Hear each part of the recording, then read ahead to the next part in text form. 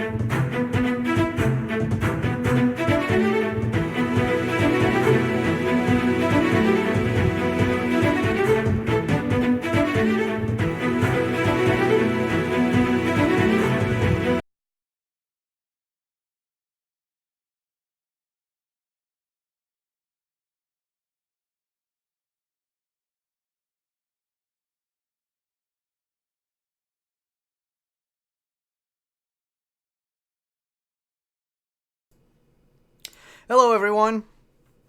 Of course, Streamlabs had to screw up things around.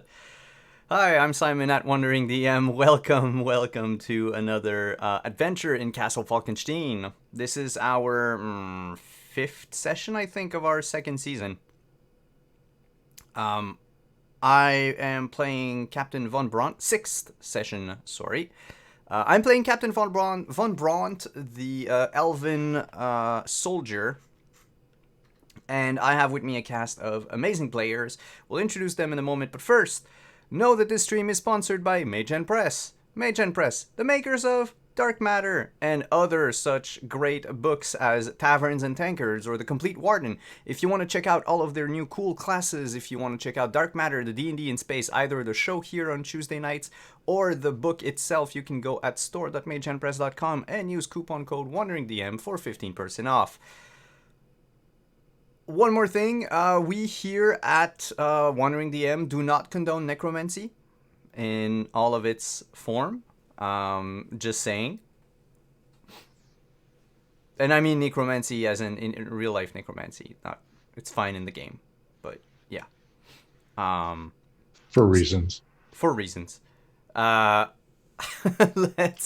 go around the table, see who are we playing with. Who we're playing with this week. Of course, it's the same gang as it usually is, but you might not know them, you might not have seen them. This might be the first time that you stumble upon one of our streams.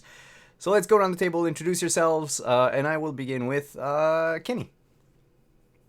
Hello, my name is Kenny, and I am playing your lovable pew pew pseudo dragon, Clint Smolder. Hello, Clint, and next to him is the Contessa, Deirdre. My voice. Good evening, all. You know me. I'm your friendly neighborhood Deirdre, and tonight I'm the Contessa Lucrezia Sofia Fioravanti, one half of the Lady Detectives, and, well, enjoying myself on this train through New Europa. And last but certainly not least amongst our players is BB. Hello, I am playing Isolina Montiel Atenas, and I am the other half of the Lady Detectives, and I'm also on my honeymoon on this wonderful train car ride over to Munich. And I am having the time of my life. And all of this adventure would not be possible without our gracious host, Chris. Thank you, Simon, and welcome to everyone who's watching, both here live with us and separately on the VOD. Thank you. We do this. We couldn't do this without you all. Thank you so much. We are going to take a minute and flash back to last week with a recap.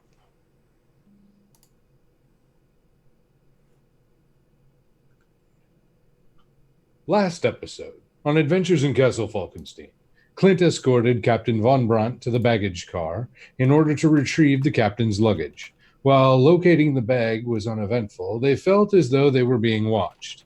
Upon investigating a mysterious moving silhouette, they found themselves in a trap.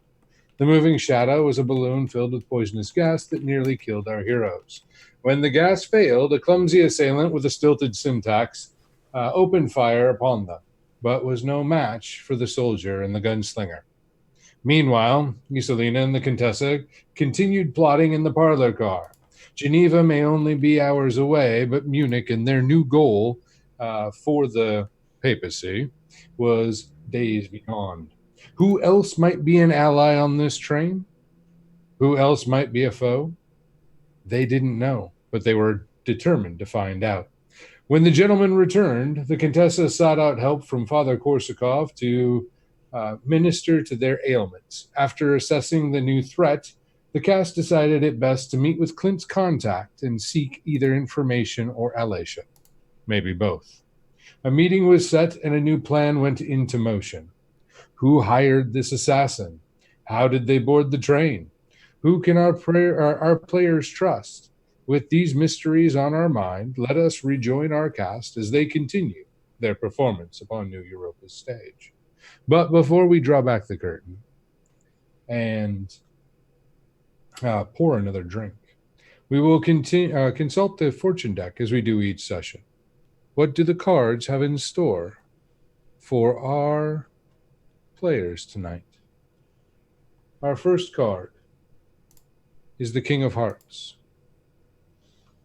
Strong, dominant, emotional. In touch with the things that move them. That will be what helps them. That emotional, dominant force within their lives. What might hinder them? An overwhelming power of emotion. They must keep it in check. And who might harm them? the Queen of Clubs. Clubs being passion and fire. Who might this figure be? Filled with passion, filled with fire, that would nurture in many cases, but as a foe could undo them all. Let's find out tonight as we reboard the train and we turn back to the parlor car and the private coach there, where we have Iselina and Esme. We have the Contessa, both of our valiant gentlemen, the captain and the gunslinger, Clint Smolder. Clint just returning from striking up a meeting with one lady, Katarina Graven.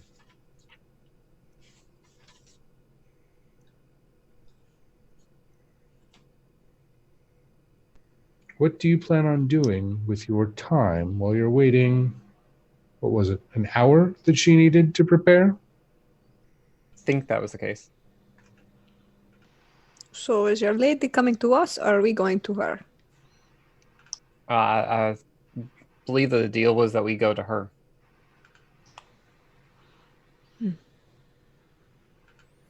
And you notice Clint's is going to be pretty uneasy and is going to start kind of pacing. And gathering that the room is pretty small. Mm-hmm. And the Contessa is finished doing Von Brandt's hair so that it's like half up, but still down in the back, and he looks like more like a military officer and professional, so that he can pretend to be her bodyguard. Half up and half down, you've done me a man bun? No. You pull it back like this, and then you braid it down, and so it's still down, but it's pulled away from your face, and, it looks stylish and smooth.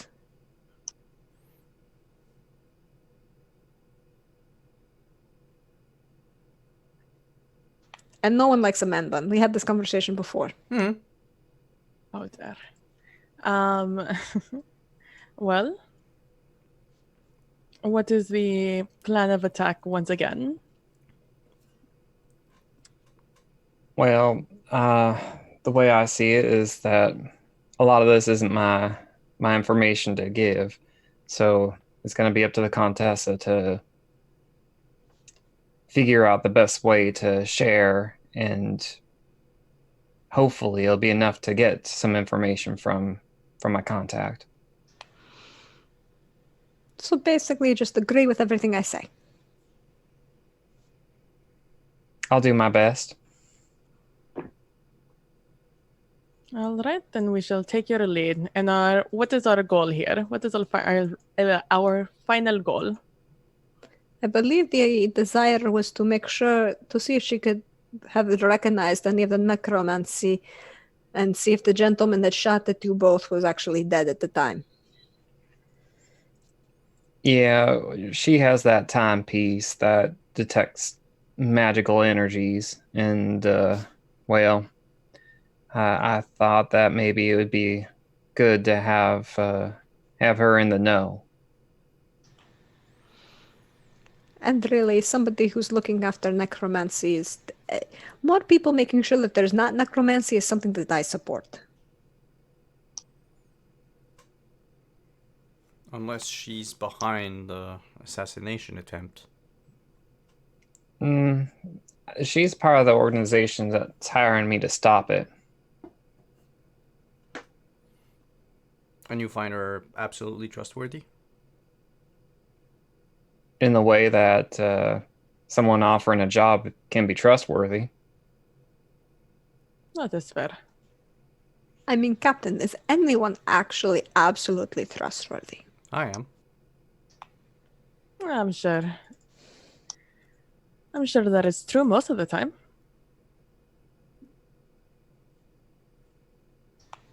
The Contessa just smiles at that.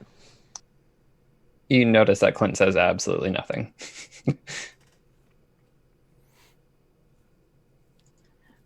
Well, then Feel- we oh. follow. Oh, no, go ahead. Go ahead. Capitan von Brunt, who is also an elf from Germany, who is being attacked by the World Crime League. Why are you reading my backstory? Just in case somebody was not here to hear it. You're pacing an awful lot, Clint. Are you alright? I don't normally work with this many people, and especially with a contract. Stuff could go wrong.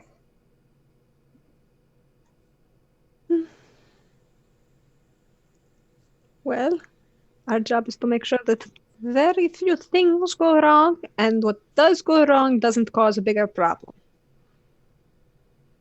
Or if it's a major problem, make sure to blame it on somebody else.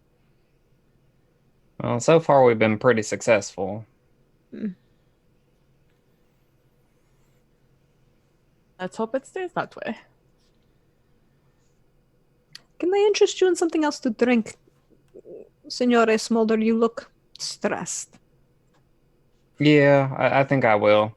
And Clint will grab one of the glasses and pour the bourbon. Yep. I thought it was scotch, but probably won't bother.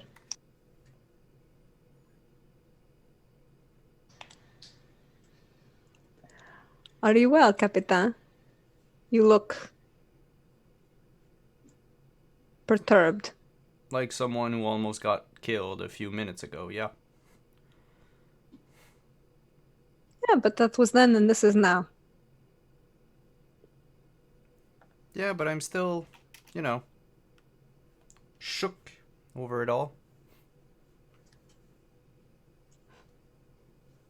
Alright. Things are gonna get better. It's just... I didn't think they'd come after me this soon. I thought I'd have more time. I don't think they ever stopped coming after you. You just stumbled into some very public areas. And like I said, the more public you are, the less likely they'll engage you. They didn't try and engage you until you were alone. Or they believed you alone. Yeah, well, I learned my lesson. No more looking at strange balloons.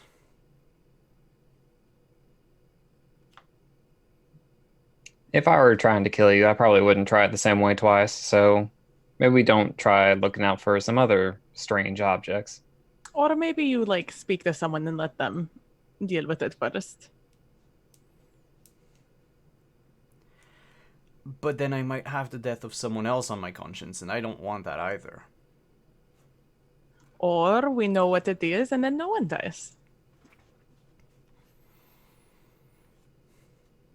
So basically, if you see something, say something. That's pretty catchy. Isn't it? I think it might work really well on a billboard or something, like a sign. I could see it. What's a billboard? Are billboards invented yet? I don't think so. I'm sure they are. Marquee. Flying zeppelins. A signboard or something, whatever. It'd look really good. Yeah. Advertise it on the side of a zeppelin, like Isolina said. Ooh, on the train.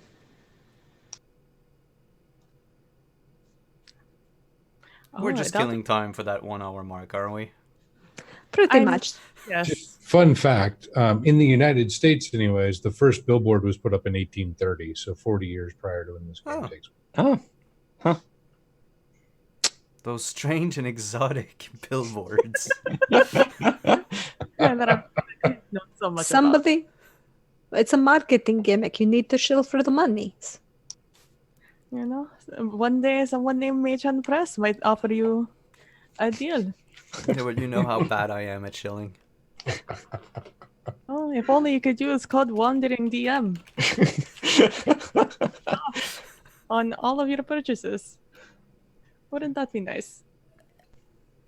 I mean, I think something happened to Isolina. She's not making any sense. here, Isolina, let me pour you another glass of wine. Here, drink that, you'll feel better. Yes, I'm going to sit and relax and plot how I'm going to deal with this woman and watch the captain and the Senor Desmodo to make sure that they don't look like they're going to blow it. So I think what Clint's going to do is he's going to take his glass and exit the room and just stay on the outside of the door, just kind of be sentry. Okay. Is there any sort of preparatory actions you want to take besides just getting some space, or is that really the goal at this point? I think that's the goal for Clint is to keep watch on the outside of the room, and then a little bit of space. Okay. Let's just go around the group then. Captain, what sort of preparatory actions do you want to take during this hour leading up to the meeting with Lady Graven? Pour myself a drink, ensure that I am still presentable, and that's it. Okay. You can do so. I mean, we're a little tussled, but the Contessa has fussed enough over you to make sure that you don't embarrass her. And you should be good to go in that regard. Let's move on to Isolina. I am honestly just pretty calm. I'm not really doing anything to prepare for this. I am just sitting there speaking to my wife, probably about the thingamajig that he desires to make, and like maybe even like just brainstorming different alternatives to certain items. Okay.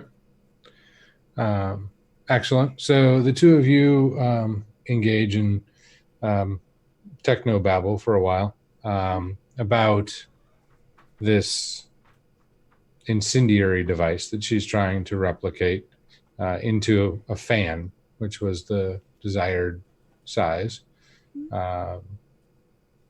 And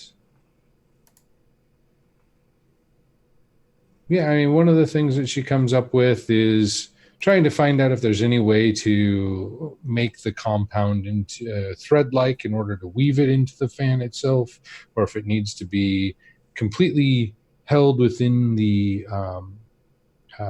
frame of the fan, and that the other part is just simply for looks, the cloth or even paper fan, depending on, I mean, it's going to end up burning up anyway. Like central piece.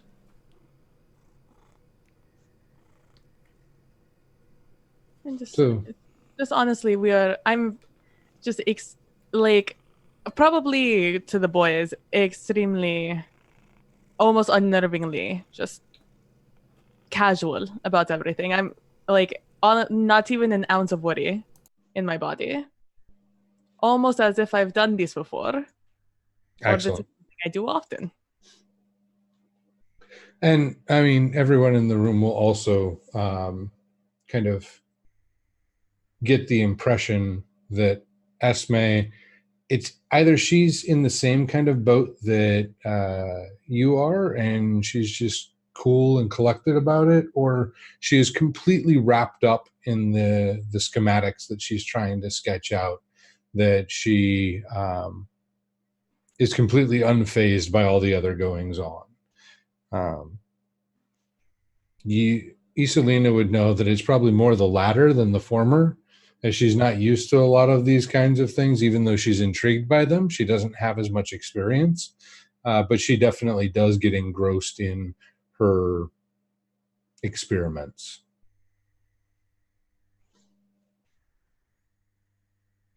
From there, what does the Contessa want to do to prepare for our meeting? The Contessa's fine. She's just watching everybody and making sure that she's kind of plotted how to deal with anything that they say or don't say, or how they react or don't react in an appropriate moment. Because she's preparing herself to, well, facilitate the story in the appropriate way. Mm-hmm. So she doesn't have to share all of the information that she needs. And in fact, she's probably not going to share most of it. Okay. Is there anything in particular that you would like to instruct the rest of the group to be explicit about not saying and letting the Contessa divulge? She would probably say, don't mention. Basically, let her do the talking and just smile and nod at the appropriate places.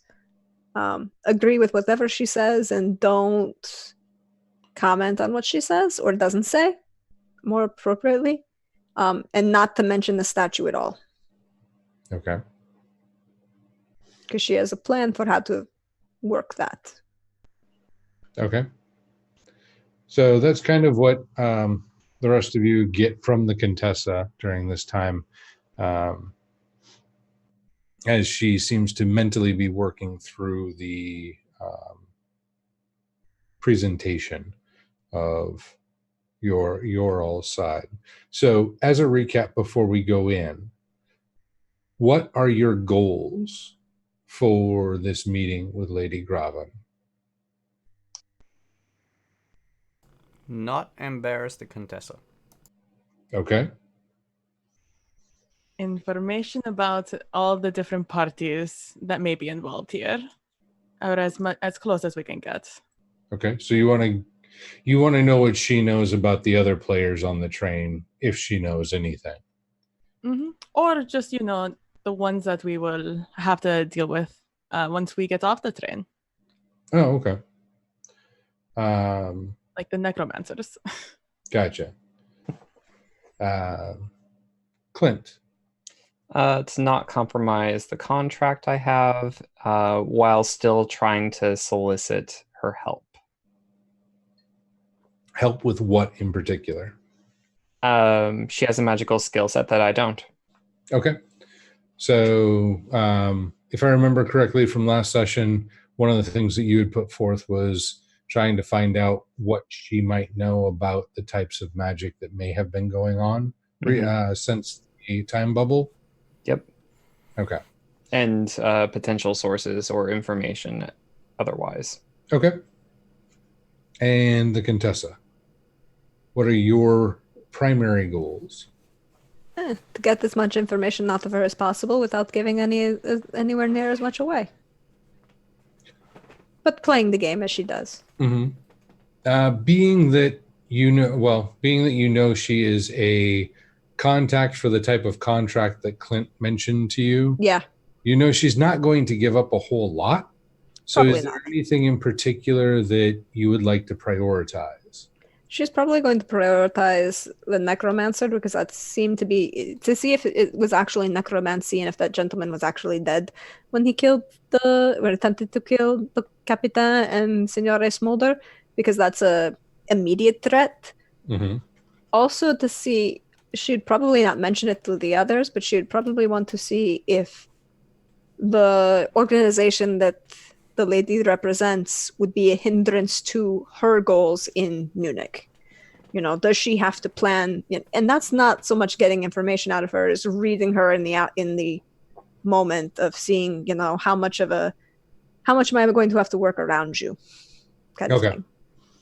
So trying to get a feel for what her intentions are and what her organization's intentions are, as much as she will divulge. Yeah.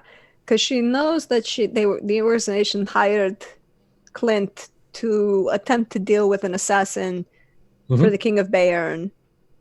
Okay, so we're kind of on the same page. Are you a hindrance or a help? Gotcha. So is this a conflicting yet benevolent circumstance, or is it parallel and completely untouched, or do they overlap and help in some way? Exactly. Gotcha. Or do I have to work around you because you are a problem? Alrighty. So I just wanted to kind of set expectations and get a feel for where you all wanted this to go prior to the meeting. And the hour will pass uneventfully. So Benjamin will come back around at some point to collect the trays of food that were left for lunch. It is busy, so it does take a little while for him to get back to you all. But that's not a major intrusion. It just takes him a few minutes to pick up things and take them back to the dining car. Outside of that, nothing really. So we can move on then to the meeting, and you will have to head toward the front of the train to the first of the first class sleeping cars and to Lady Graven's compartment.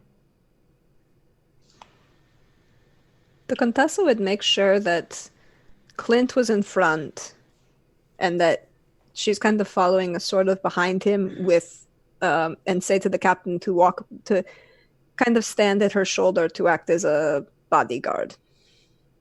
Protection. Look intimidating and at the same time possibly try and be a distraction in your pretty good looks, but don't say anything. This will be one of the first times that you notice Clint actually taking the lead instead of following behind. And so, yeah, they're more direct and confidence the wrong word, but yeah.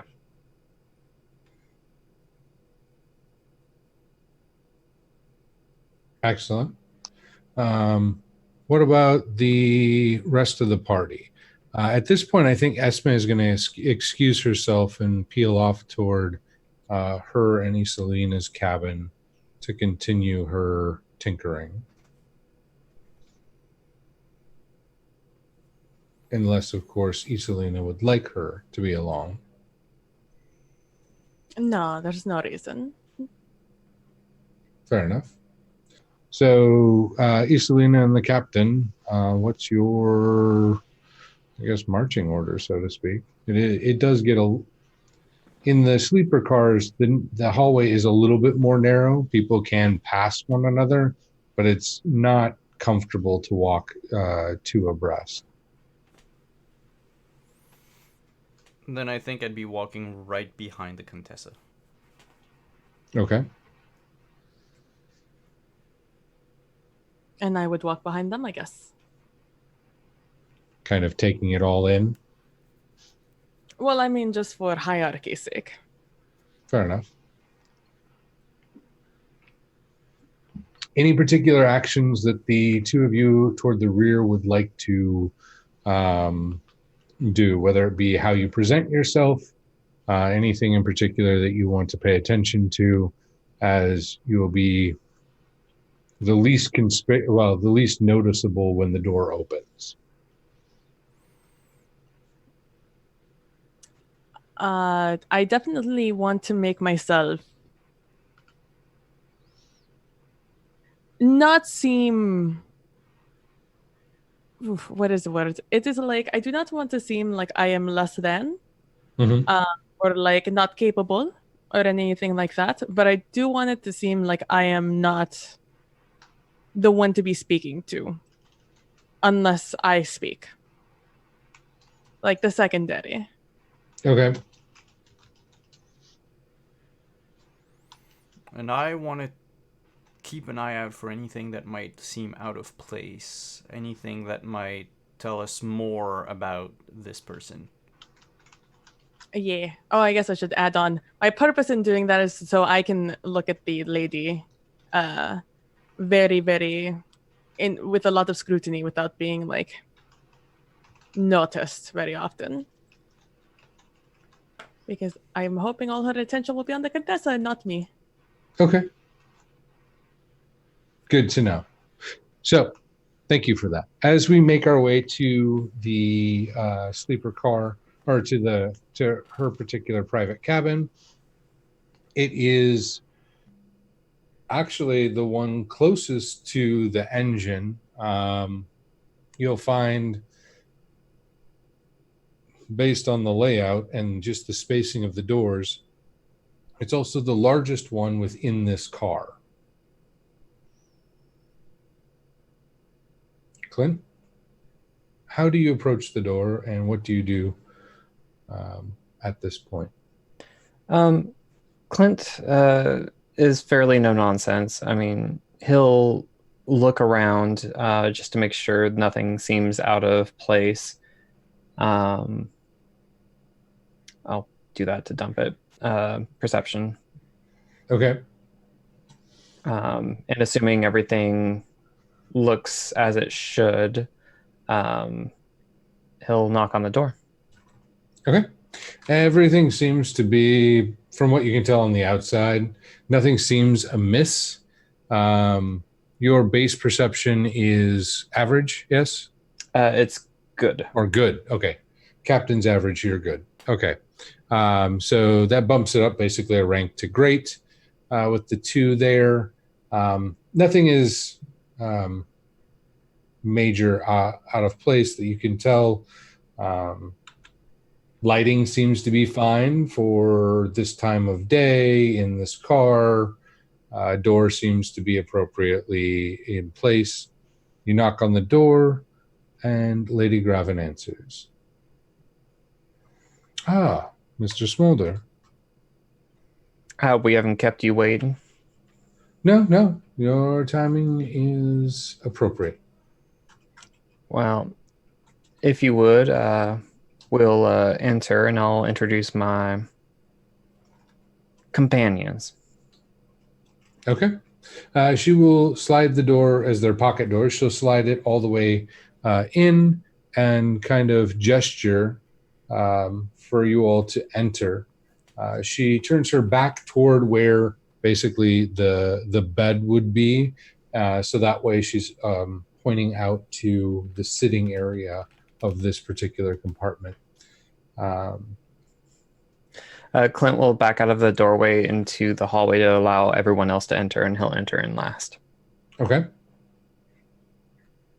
The Contessa is going to enter, but she's going to do it full force of personality. She's the Contessa Lucrezia Sofia Fioravanti, and she makes an interest everywhere she goes. And, just kind of at the same time flouncing her skirts so it looks, as part of it looks though she takes the most space in the door, that she is the person to be talking to at this moment.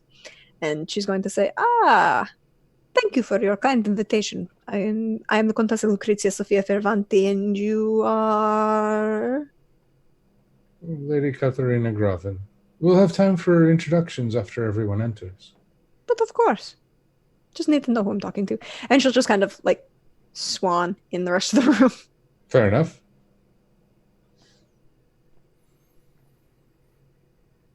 I will follow after the Contessa, though I do not take as much room as she does. And I think it might just be me, but I think it's the first time that Von Brandt has seen the Contessa do that, though. Yeah. This grand entrance.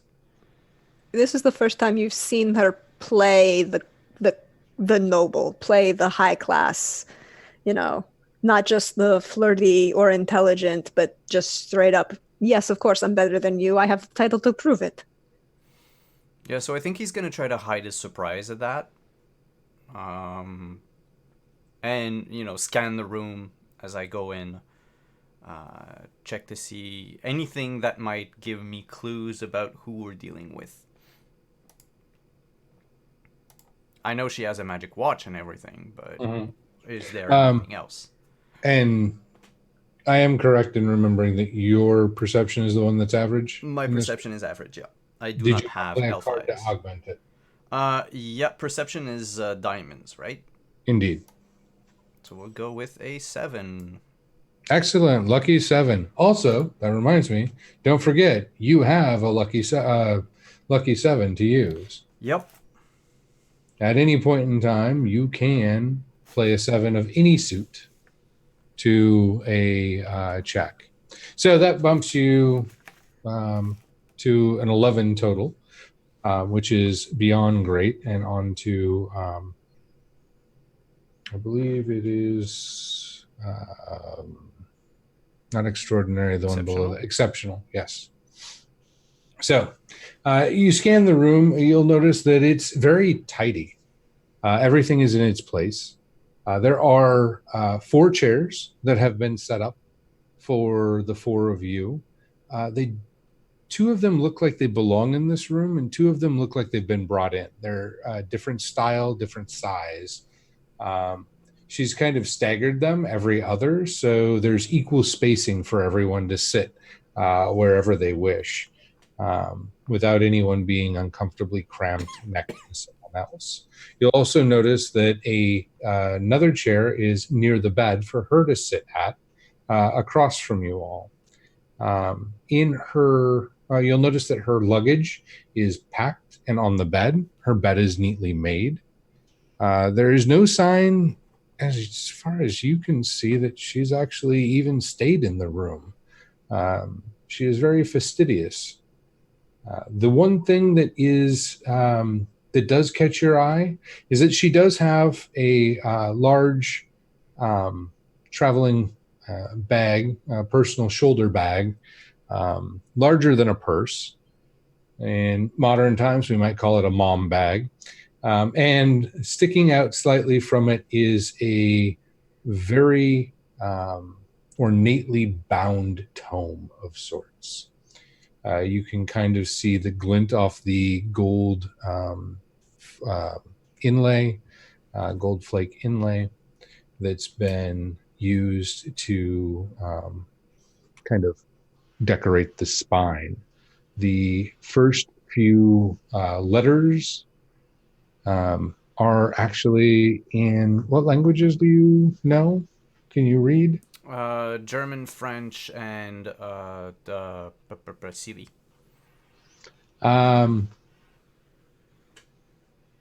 They're in characters that you are not familiar with. Okay.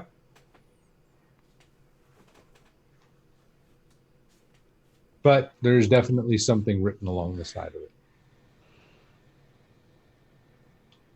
And where is the Contessa taking a seat? The Contessa is going to scan the room very quickly, just kind of read through the whole space and read the seating arrangement and see where the Lady Graven is set herself up. She's going to find the largest chair closest to her, sort of. Okay. So, like, is it 4 in 1, or is it like a horseshoe kind of thing? It's more like a horseshoe and then 1. So her chair seems to be actually nearest the door by the bed, and that's mostly because there's an end table on the opposite wall, so she couldn't put it there. So it has to be kind of behind where she's standing. So then if you're looking out from her, there's a horseshoe of chairs, one that's smaller nearest the door, probably because of space, a larger, more overstuffed chair that matches the one that she's currently sitting. It's a little larger than you think these rooms would normally have. You think maybe one of the conductors brought it in from a parlor car. Then again, one of the smaller ones, and then one of the larger ones is further or opposite of the door along the external wall near the window.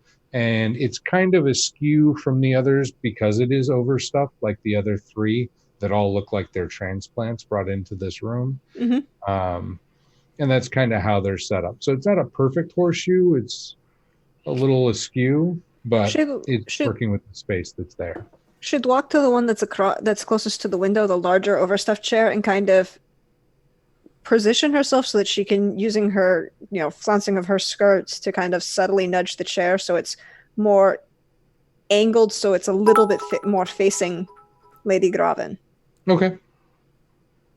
And then she would make a production of being the perfect, sitting absolutely perfect, perfectly straight, she'll have her skirts arranged so that shows off the quality of the dress that she's wearing.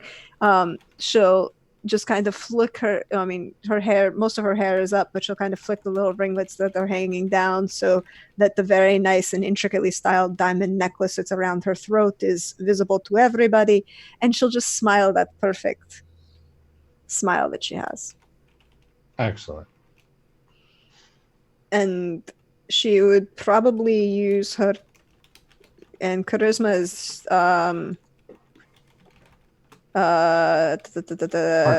hearts. She will play this to make sure that she's the center of attention. Okay. And her charisma is great. Great. Her charisma is great. So that's a 14 total. That bumps it to extraordinary. Excellent. So you do that, and you do command the room. You'll watch as Lady Graven, though she keeps her poise and position, you definitely can tell that she's watching you from her periphery as well as you do this. So it did not go unnoticed or ignored, but she is also playing her role as host and ushering people in. And that will come into play as we go along.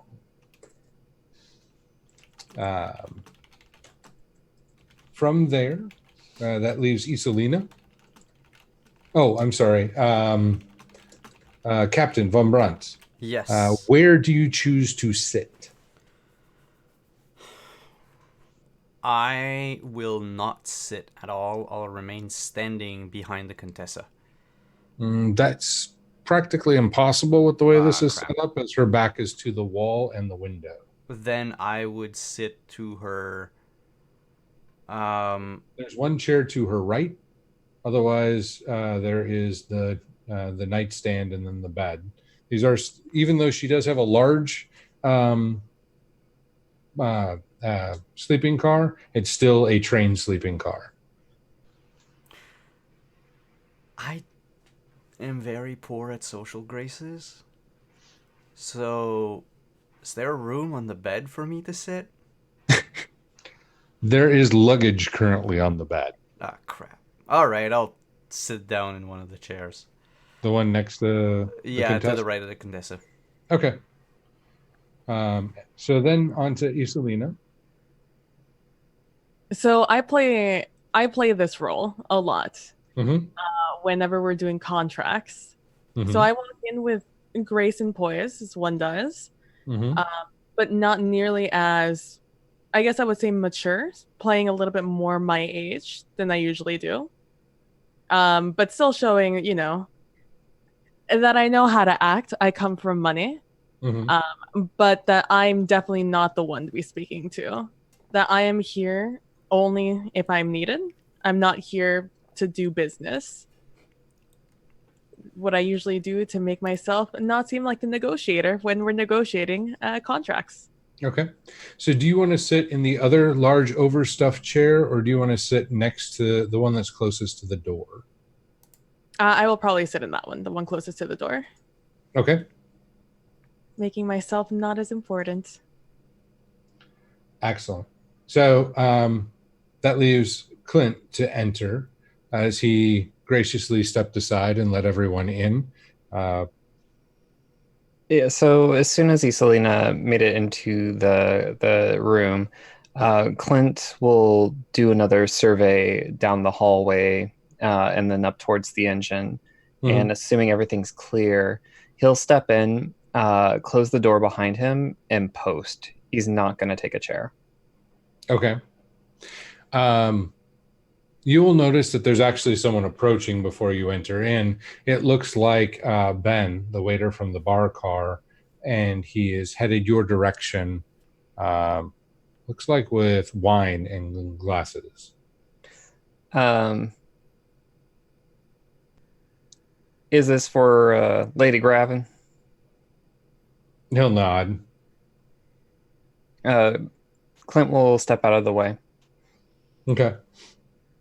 And he will enter in, and as he does, you'll notice that there are a couple smaller side tables between a couple of the chairs, and he'll set glasses down.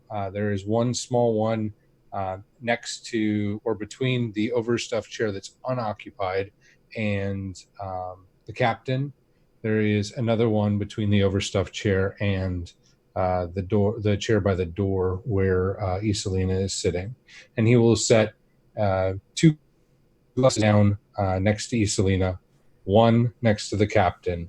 He'll actually put two on the nightstand, which it looks like he's pouring for both the Contessa, who's kind of shifted her way a little closer to the nightstand, and for Lady Graven. He will then pour those two glasses first from the bottle he's carrying, and then pour the rest as he works his way back toward the door and then exits. It looks like it is a dark red. Without further investigation, you have nothing else to go off of other than he did uncork it there in the room before pouring. At which point, unless anyone wants to interrupt Benjamin and his delivery of fine wine.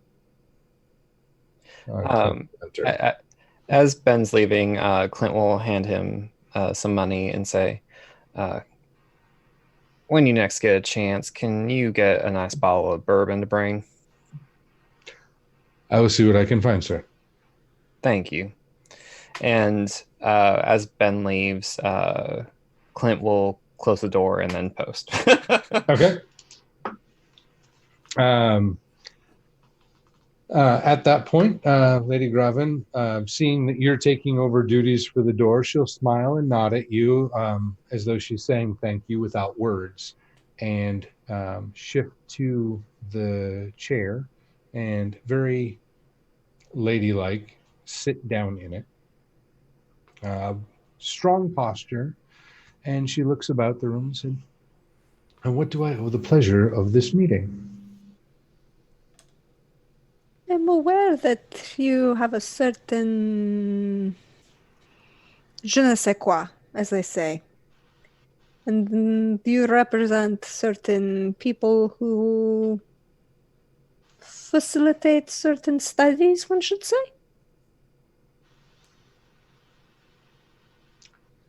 That is a very general description, but yes. Well, I wouldn't want to presume about a lady's abilities, aside from the fact that she has them and is very well known for her doing very well at what she does.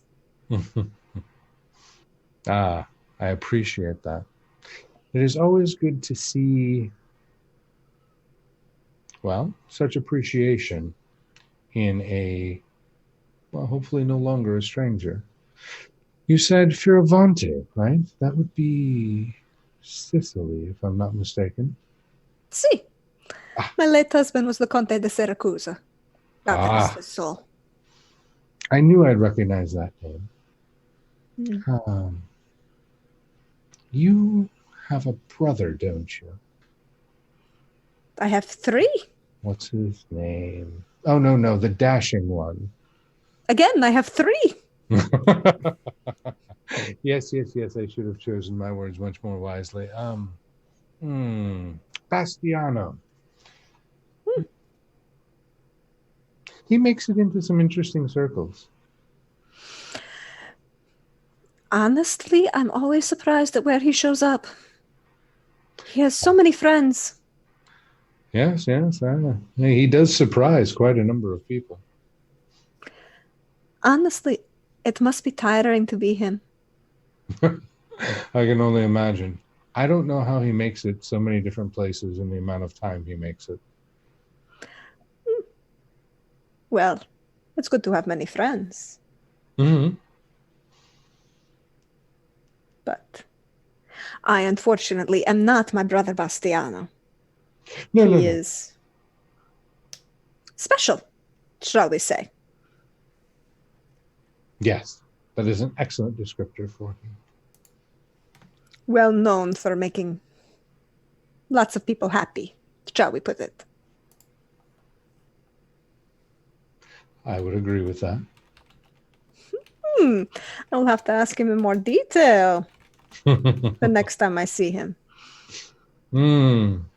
If he tells you more than what I told him to, we will have words, he and I. Now, you wouldn't let a brother not tell his sister everything that happened, now would you? There are some things best kept in private. But those are all the fun things. No, it's all right. I don't need to know everything about Bastiano. He is my brother. No, I came across your dear associate, Signore Smolder, who is very good at his job, I must say. We had wonderful recommendations coming in. It's good to hear it from you as well. I have so far been very impressed with his abilities, and the fact that he is contracted and working as a professional, one such as yourself, speaks very highly of both you and him.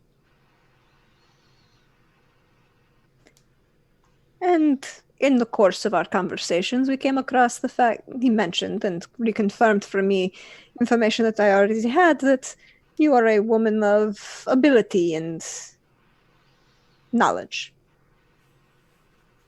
Yes. Is there a particular type of knowledge or ability you would like to see? Well, I merely must say that I was concerned that certain members of this train may have come across an individual who should not currently be walking around with thee, and that his ability to walk around was facilitated by one, shall we say, of a slightly blacker hue than you. That is concerning. And no, I don't mean the skin tone. Your complexion is absolutely gorgeous. Well, thank you. I assume you're speaking mystically and along the lines of those who have been pulled back from the veil. Yes, I've always subscribed to the theory that one shouldn't piss off the dead. You know, my grandmother visited, well, on my wedding, my great-grandmother visited me. It was a very horrible thing in a dream, and there was a great conversation. But that's a different thing than the gentleman walking around after he had passed, his physical remains had passed beyond the mortal coil, shall we say.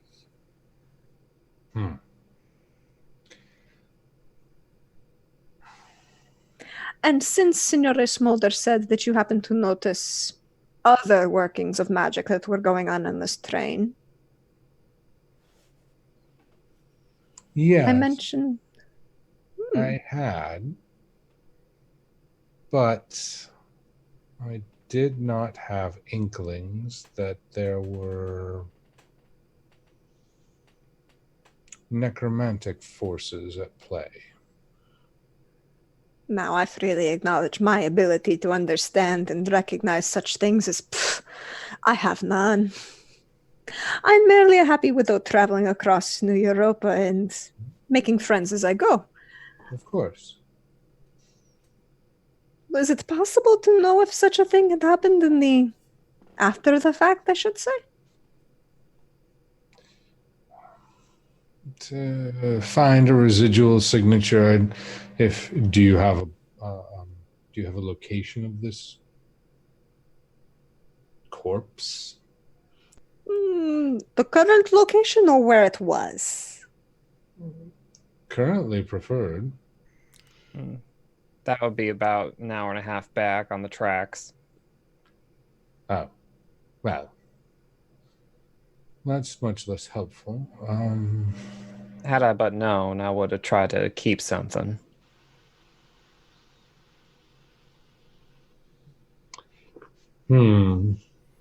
I mean, there had to have been something that they interacted with enough to be animated. If I could get close enough to it, I'd be able to discern something from that, but I'm not even sure what it was, as nothing of that sort of magic has registered, which means that either someone is very adept at masking their presence, or it was done outside of this place and activated, sort of like my watch is activated. That would not give the same resonance as someone pulling from the aether and forming spells in real time. So say what was a corpse was transported on this train in a luggage and left to emerge.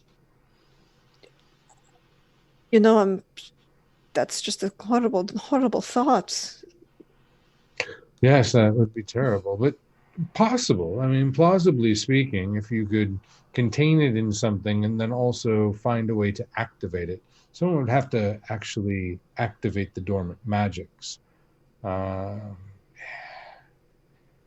It's possible for some sort of delay, but that would be extremely imprecise.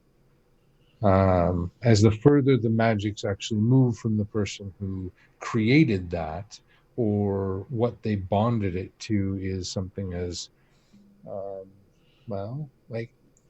so for instance, the body decays once we die. We all know this, yes. This is science. It falls apart. It returns to the earth, as some may say. And because of that, anything that's attached to it would also decay. So magic cannot have the same hold on it like it does like on my pocket watch. The watch itself does not decay, especially if I maintain it, but its rate of change is much less without some sort of external force, not so much with biological materials.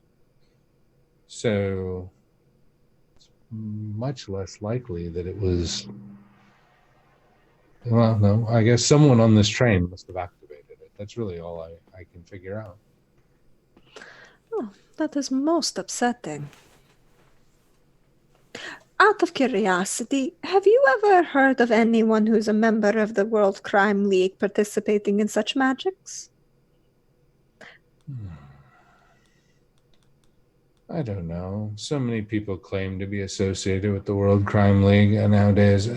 Confirmed actual connections would be, I guess, the most notable that would deal with this kind of magics, and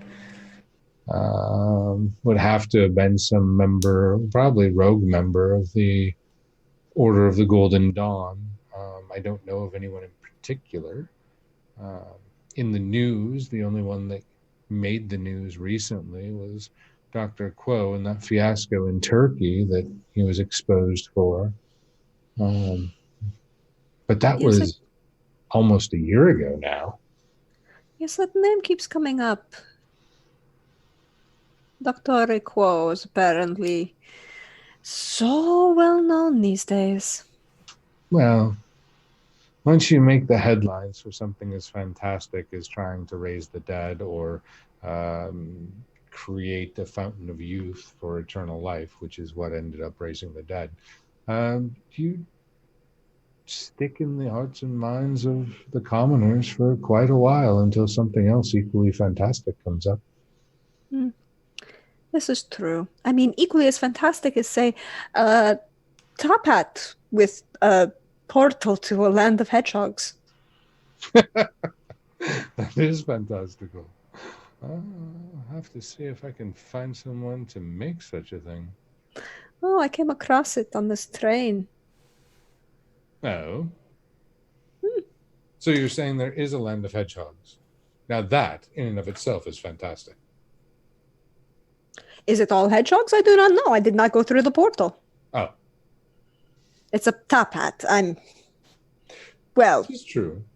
I did not witness what happened, but just the reference of a land of hedgehogs was kind of amusing. It is such. Speaking of, Isolina, is Arsenio with you, or did both Arsenio and Marcelo go with Esme back to the car? No, yeah, they're chilling in the car. Okay. We're like in the process of like making some sort of container for them. Gotcha. They seem very content with very large pockets or small handbags. So things curl very They can't always live in the pocket. Sometimes you need to let them go and run free with their little legs. This is true. They do need to exercise.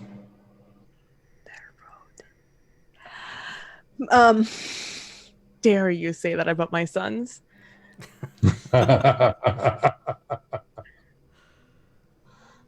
She said it to your face. You surprised she's going to say it again? No. But when she does say that is fantastic about the hedgehog world, I do look at you and like raise my eyebrows just a smidgen, enough for you to notice, but not make it obvious. Yep, she's gonna mark that. How to do this? I want to see something. I double check something on this skill list for a second. One thing. Okay. Charisma, deception, performance, social graces, spades. Okay. How do I want to do this? Okay. She's going to look at the Lady Graven. Mm-hmm. First of all, does she know anything about Lady Graven? Or of her family name or anything in general?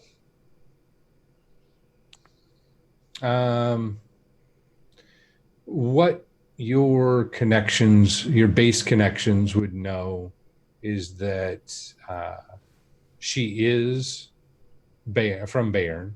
Mm-hmm. Her family is from Bayern. They are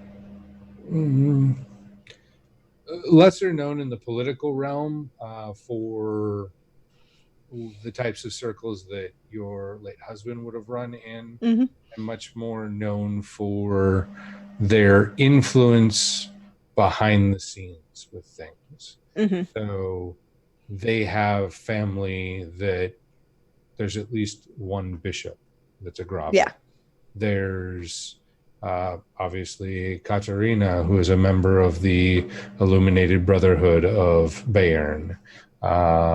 You know of a port master along the Mediterranean who is a Graven.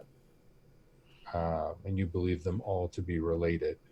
So it's that kind of family rather than a here's my nobility, here's my noble house.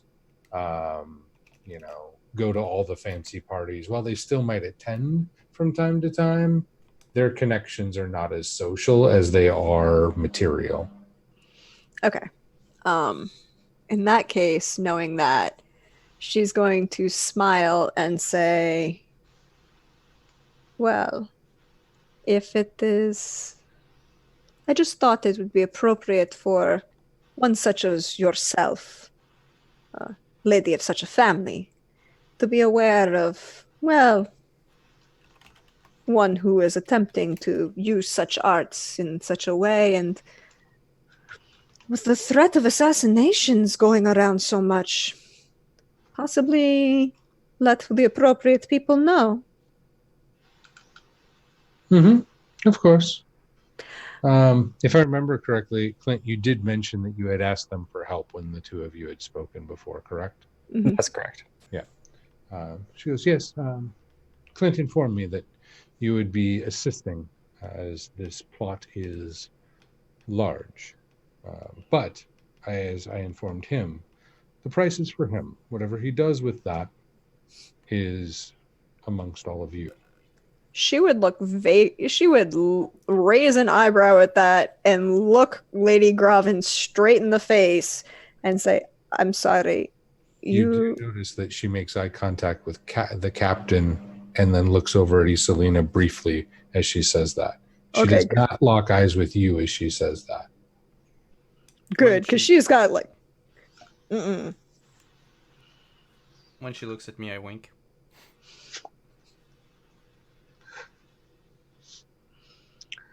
She raises an eyebrow and gives you a smirk, Mm-mm. and then turns her attention back to the Contessa. Mm-hmm. Yes, I thought I agreed. Clint was very kind, and Signora Smolder was very kind in facilitating assistance for me. I mean, the good Capitan is wonderful and absolutely a joy to have around. And between him and Signora Smolder, I will be well escorted to Lady Stricker's when I arrive in Munich. Ah, so you have a meeting with Madame Strickers. Hmm. Well, this is so. She was very kind to invite me to one of her small soirees, as they say. Ah, excellent. Definitely. Depending on, I would not want to presume about your dietary needs, but be careful around the desserts as they are quite rich and can make one sluggish over time. Ah, yes. It's why I don't really eat pastries outside of Sicily. No one really does it the right way. Too much heavy butter and not enough fruit. Mm. But this conversation with Lady Strickers was mentioned as a possible way to meet the appropriate sort. Oh, yes, I'm sure all manner of sorts will be there at a certain echelon and above. It's kind of her role in Munich. You know the lady well, then? I would say that I know of her better than I know her. I think most people who do know her also know that they don't really. But can you ever know a woman first all the way through? Not unless you are a special someone.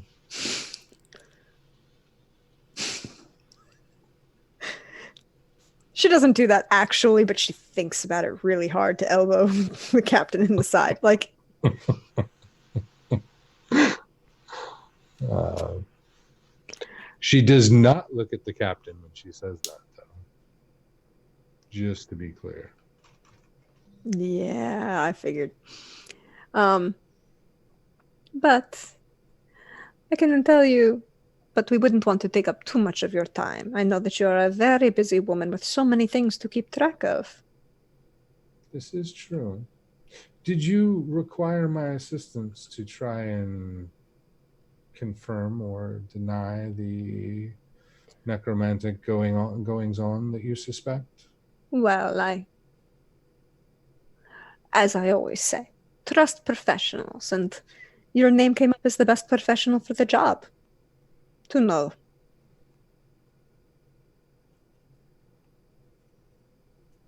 Well, I appreciate that. Um, she will, at this point, stand up and walk over to her bag that is on the bed, but next to the nightstand, and she will reach into it and retrieve her pocket watch. And she'll open it up and take a look and close it. And she will attach it appropriately to her corset and slide it into a neat little pocket on the exterior of her corset. Clint is very closely following with his eyes where this watch is going. Mm-hmm. She will then pick up the two glasses that were on the nightstand and hand one to the Contessa and kind of turn to the others of you and kind of raise it in a way of saying, like, go ahead and pick up your glass. She'll say, well, we can't let the wine go to waste.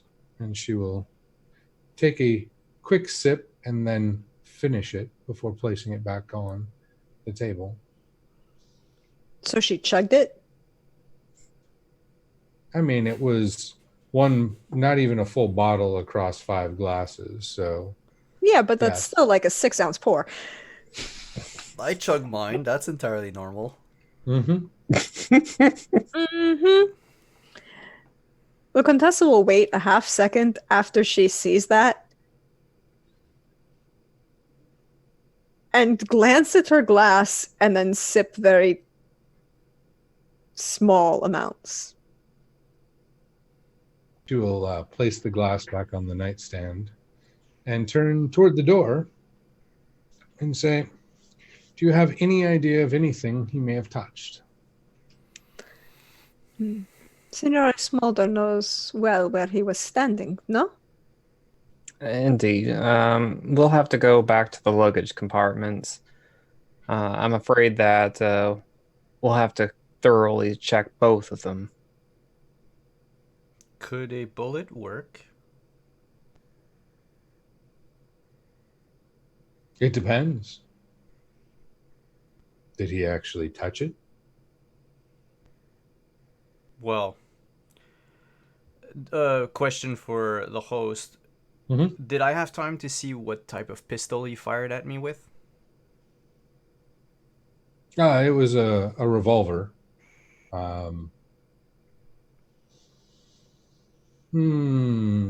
Nothing fancy. Looked fairly average. Something that a handful of people might carry.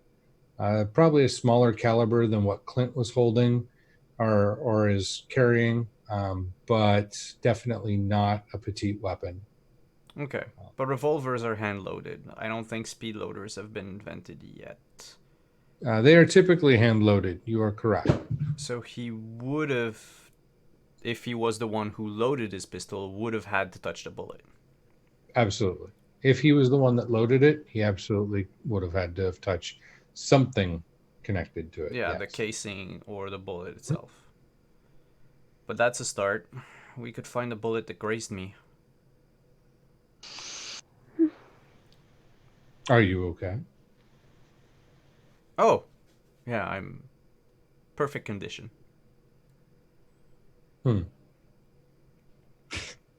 That's good to hear.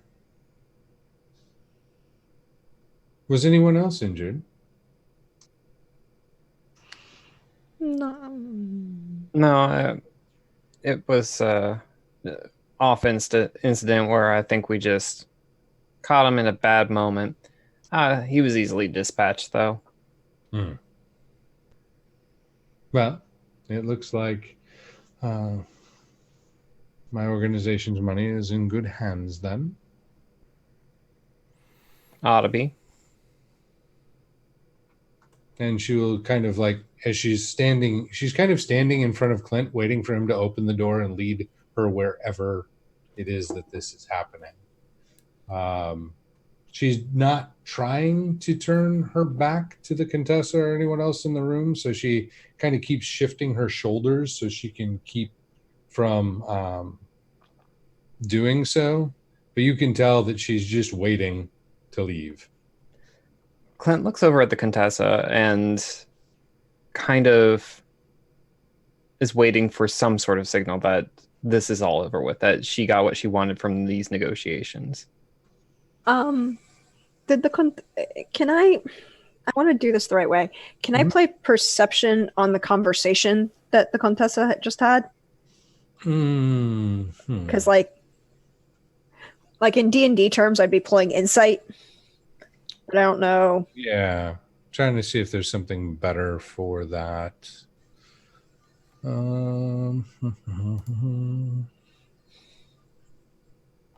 Would social graces work? I'm thinking probably social graces in this case. And you're reading the person's body language in a way to kind of see how they're interacting with you. Okay. Especially since we're kind of playing that, or part of your strategy was playing that station. Yeah. Playing up that station. So I think that's probably more Okay. appropriate. So that would be spades in this case. Yep. And her social graces are good. Okay. And so that's a 15 total. And what is it that you're trying to surmise from the interaction that the two of you had at this point?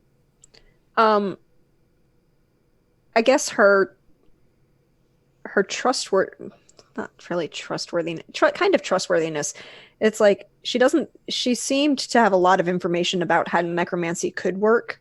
Mm-hmm. And she, as far as we know right now, aside from the priest that the Contessa is very aware of and has some trust of, this is a new magic user who she's not necessarily 100% of.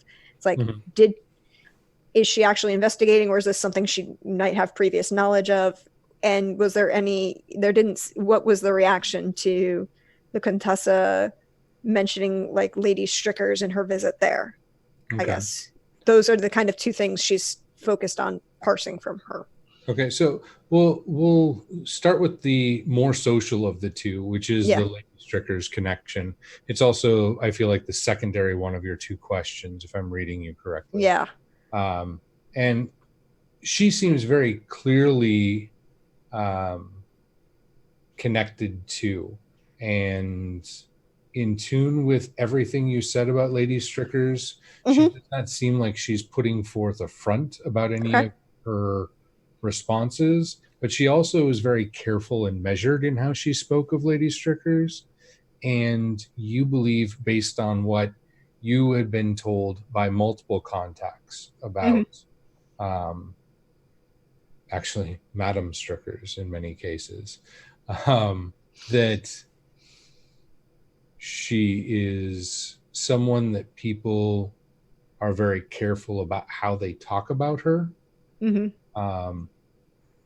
Some of your contacts made it kind of clear that there was some sort of retribution to be wary of. It could be her brother's connection with the King of Bayern, or it could be herself, who is the one that they are worried about. You didn't get a sense of like that from Katerina, but you do feel like it's in line with everything you've heard. So she seems to know at least enough about Barbeline to not say too much. Wary but not concerned. Yes. So you buy that she knows who Barbeline Strickers is. You buy that she probably has met her at least once. And you also don't feel like she underplayed the fact that she doesn't go to a lot of those functions, because she kind of tried to say like, yeah, that's kind of out of my league, or not my area, and that seemed very genuine. That she would not try and put on airs like that was something that she was connected to. As for the other part, your base perception is good or great? Great. Okay.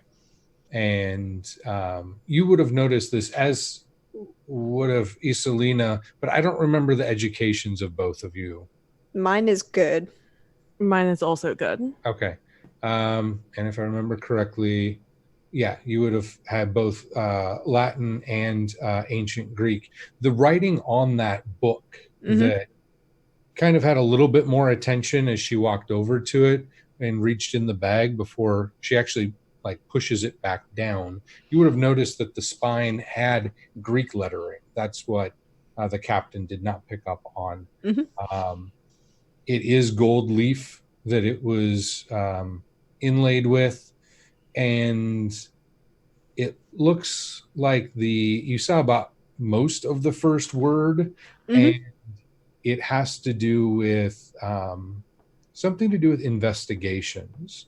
So you're guessing that if you had to guess with your sorcery as well, that what she is best at is investigating magics. Okay. So what she knows is what is from what she's observed and investigated, not necessarily from what she's practiced. Okay, then in that case, she's feeling a little bit better. She kind of side glance, as the Lady Graven turns towards the door and waiting for Clint to open it. She kind of side glances at the book again, processes that, sees Clint look at her, just kind of smiles, sets the glass down very carefully and nods to the captain and just kind of like holds her hand out like she's expecting him to put her hand out so that she can stand up appropriately. But he's probably not going to get that one. There's a beat. There's a definite beat. I was doing it on purpose. There's a definite beat before the captain realizes that, oh, yes, I'm a bodyguard servant. I have to do these things. And so she's going to stand up and using the hand that she's got, just and as she's doing so, she's going to, like Clint noted, go ahead.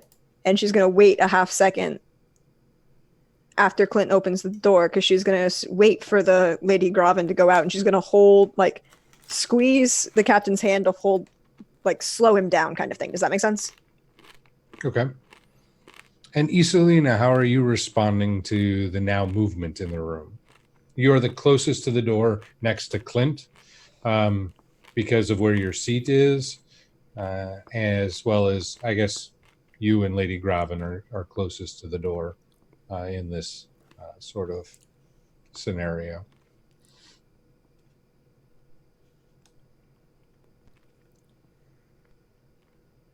I wait for the Lady Contessa for her to stand up and for her to start moving. And when she is approaching the door, I will go after her. Okay. So kind of sit and observe and see what's going on there. Mm-hmm. Okay. Okay, excellent. So Clint, as you open the door, and are you stepping out to lead the way? Because that's kind of what Katerina Graven is asking of you with her body language, is to show her. She also verbalized. Yeah, I imagine this all happened a lot more fluidly than what it sounded like. Mm-hmm. And so, yeah, Clint will open the door, and given Lady Graven's cue, will step into the hallway leading down and wait till there's the line of the group as we all head back, and then make it towards the entrance to the car coupling for the next cars. Okay, so I'm guessing that Isolina is the last one out of the room with the way it's happening. Yes. Yeah, if Clint isn't, yeah. Okay. Do you shut the door behind you? Yeah. Okay. I'm not a monster. I appreciate that. As you do, you and the Contessa will pick up on this slightly, I think. Wait, no. Let me see. Yeah. You both will pick up on Lady Graven seems to retrieve a key from the boning of her corset. She turns it and slides it back in. And you will hear, only Isolina will hear, the door lock.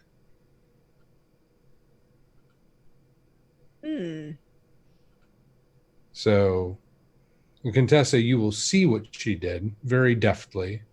But Isolina, you will both catch the hand movement and see the basically the handle of a skeleton key as it turns, and she slides it back inside her corset. And then you also hear the door. That's the second thing that you get. And before we go any further, we're going to go to our midway break. I want to thank everyone for coming and watching the first half. Please return. We will be back in I don't know. How long, Simon? 5 minutes, 5 to 8 minutes. Time Sounds enough good. for us to refresh our drinks. And we will be right back. See everyone in a few minutes.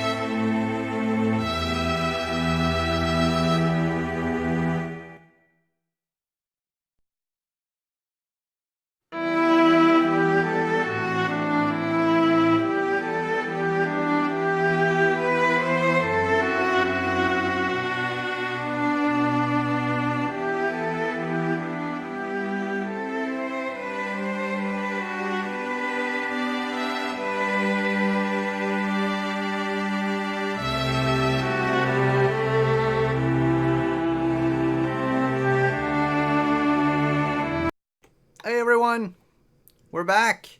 Hi. Before we keep going in our game, I just want to let you know that this stream is sponsored by Mage and Press.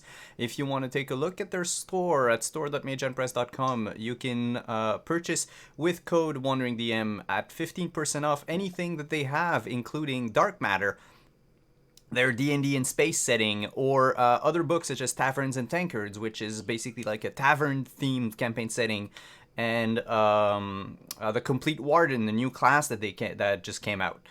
And if you keep an eye out for them, they will be on Kickstarter soon for a new campaign setting.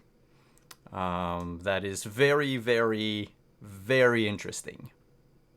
That's all I can say.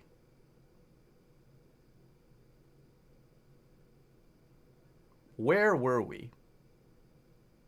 We were exiting the sleeper car of Lady Katerina Graven.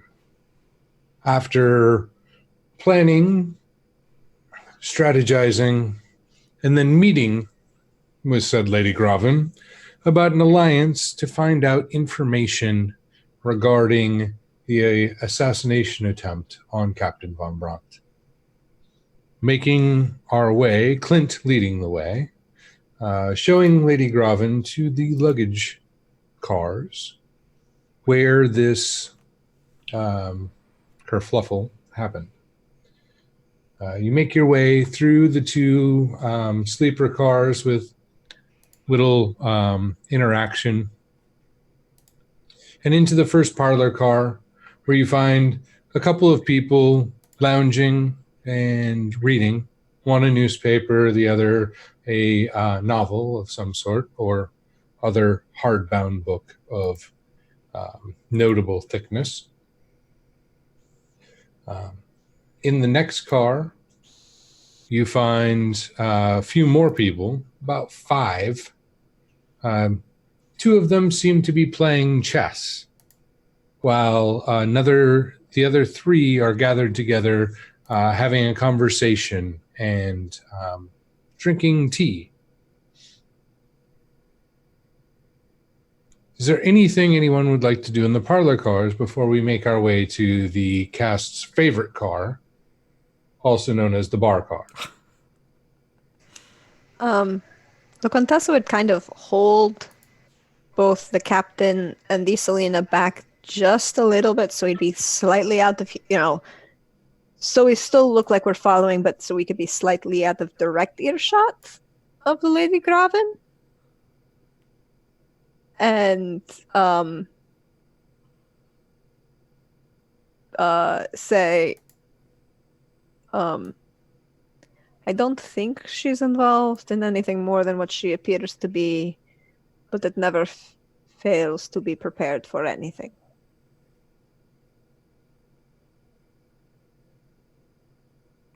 All right. I think that, as the other group separates off, Clint will offer to be more of a visible escort for Lady Graven.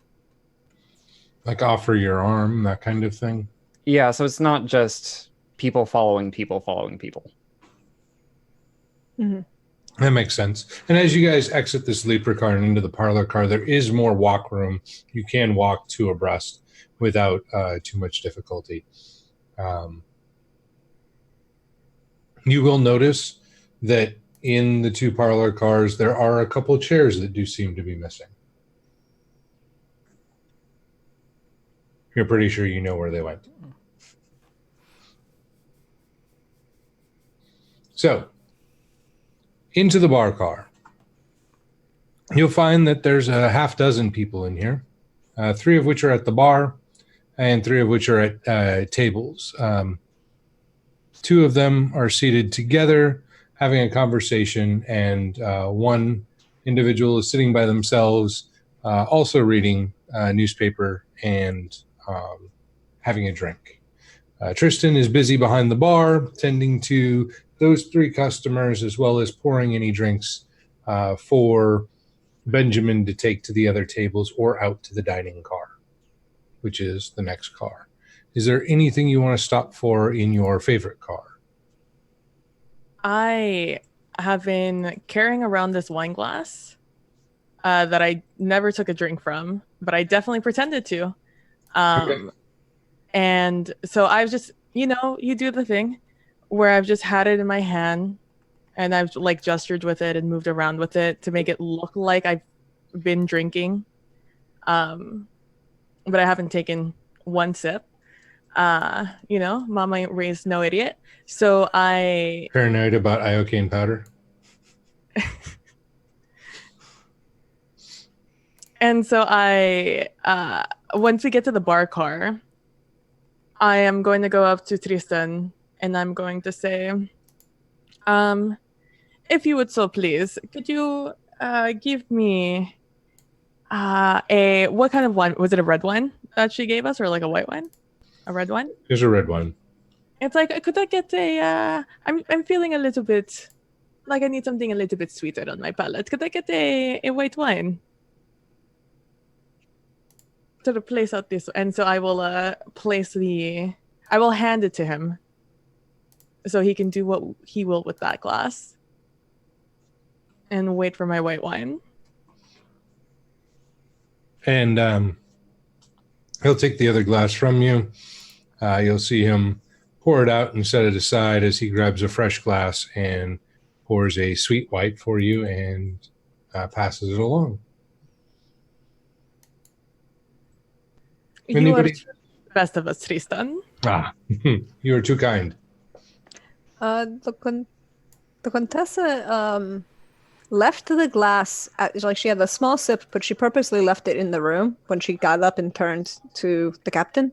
So when she walks into the bar, she, again, smiling, life of the party, full, like, yes, you want to see, look at me. Tristan, mi amor.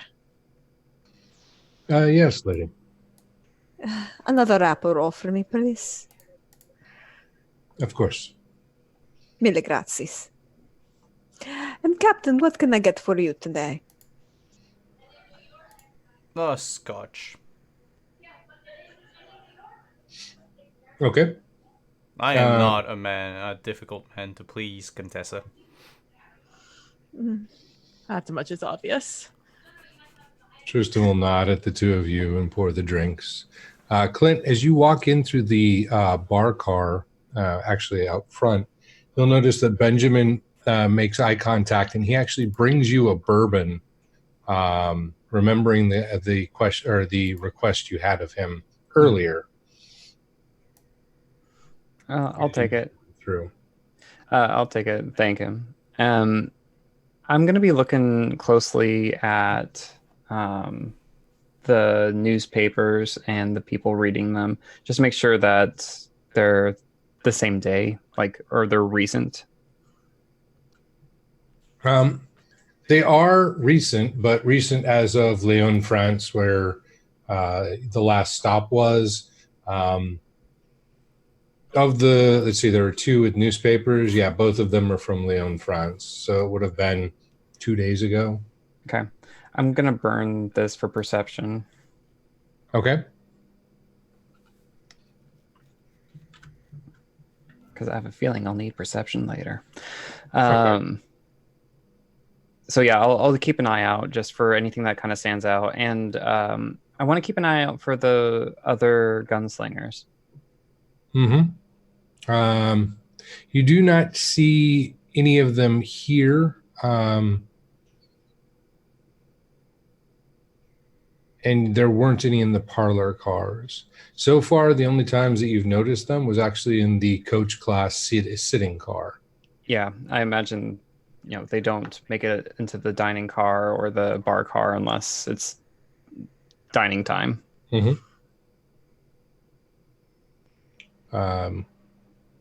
Anything else from the Contessa or the captain before we make our way onto the dining car and then through the common cars to the luggage? Nothing for me here. The Contessa just smiles at Tristan and just kind of clocks everybody that's, facially marks everybody that she sees as she's walking by. And cataloging everyone. Okay. Nothing out of the ordinary stands out. They're faces that you've seen before, either in the dining car or parlor car previously. No one new or I guess would be somewhat awkward. One of the people, or actually two of the people up at the bar, who are kind of chit-chatting back and forth, you've seen most often in the coach sitting car, which it's not uncommon for them to come over to the bar car. Mm-hmm. But yeah, that's kind of the dispersal of things. So on to the dining car. In the dining car, you'll find that it's after lunch, so there's actually only a handful of people there. Two of which are the waiters. You see one of the actual kitchen staff, the chef, is out there helping to clean things up. Being that they are down one conductor, you notice that a lot of people are helping out in roles that they wouldn't normally.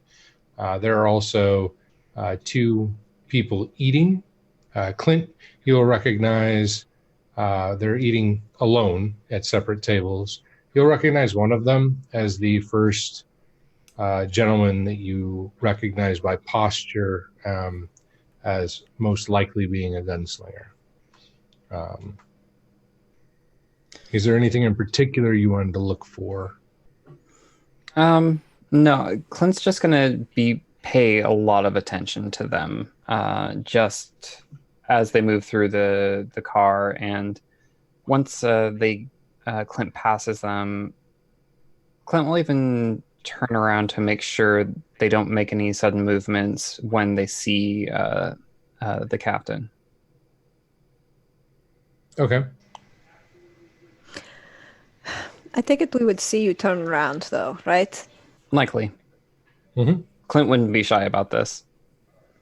In that case, the Contessa is going to smile, and the whole time she's been, clocking the room, but when she sees you turn and look back, she's going to smile and purposely link her arm with the captain and just kind of switch languages in the middle of, whatever, and turn to Isolina and say, play off the arm candy. The fact that she's playing arm candy at this point. Does that make sense? Because if Clint looks at all concerned, she's going to play off the fact that, we're in a public place and there are other people around. You don't want to make a scene now against the captain. My Contessa, you're moving fast. You haven't seen me move fast.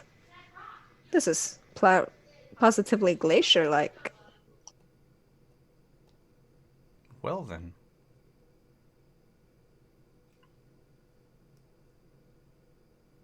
Is it safe to say the captain is significantly distracted? Yep. Fair enough. And Isolina, how do you respond to the Contessa's cues? Anything of note that I should be aware of? You're muted. Aside from just standing closer to them, I am going to up my act of, I've had one too much to drink, and I am going to drink a little, take a significant drink of my white wine, and I am going to be a little bit more touchy-feely with the captain, as much as that hurts my soul.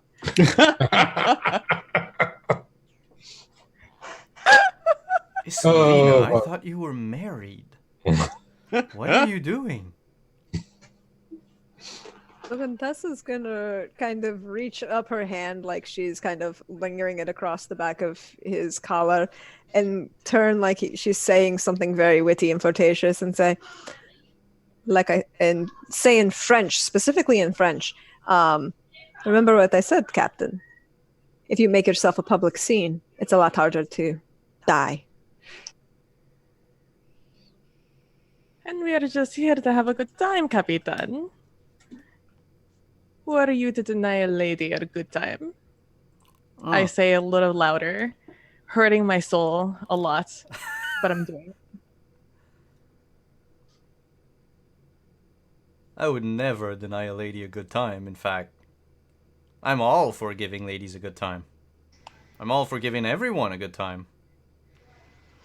He says, looking around at the same time to see if anyone's looking at us.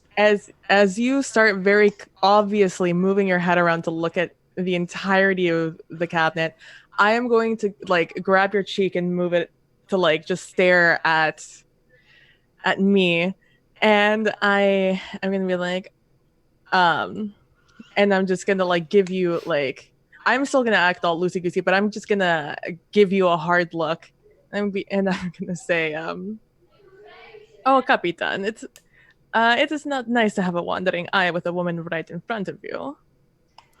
Or even two. You're right. Where are my manners? Myself. And the Contessa's just kind of looking at you going, see? I'm kind of surprised you went there, but I'm glad you did. It works even better. I hate everything. And I will grab like, This is a bit, right? grab your other hand and like pull you forward more quickly. And if you don't move more quickly, I will yank you forward so we can continue on to the next room. Clint does not stop staring at the gentleman. So Clint is staring at the gentleman. At the would-be gunslingers. Okay. In that case, as we're walking by, when we reach a certain point, because Isolina's pulling the captain and the Contessa's still kind of flirty, leaning on the captain, she's going, once we get past a certain point, that she's like tracking your eye movement, and she's going to turn and look like she's falls forward into the captain, but she's facing backward to kind of clock who it is that Clint is looking at so intently. Does that make sense? It does. What's your base athletics? Average, but she's going to try and do this as a performance, which is hearts, right? That is hearts, yes. Captain, what is your base athletics?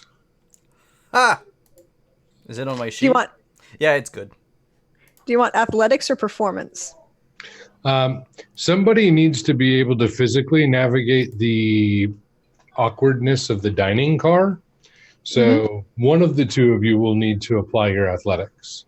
It's fine if you apply your performance, but it will, both of them have separate but parallel. Okay. I'm better off using my athletics since I'm good at it and I'm only average at performance. Okay. There we go.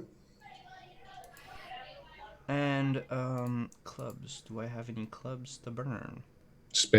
Yeah. Is it clubs? Yeah, clubs. it's Clubs. It's I'll just burn this one. Okay. So that's a 7. She's going to do this as athletics as well. Okay. And you can do performance. Just one of you needed to make sure that you didn't fall. She's gonna, I'm gonna do this as a performance to make sure to kind of play up the whole performance that they've been doing. Mm-hmm. And her performance is average. Yeah, her performance is average. But I'm playing that king. Oh, excellent. So, you all do draw the attention of the people in the crowd with the performance that's going on. Von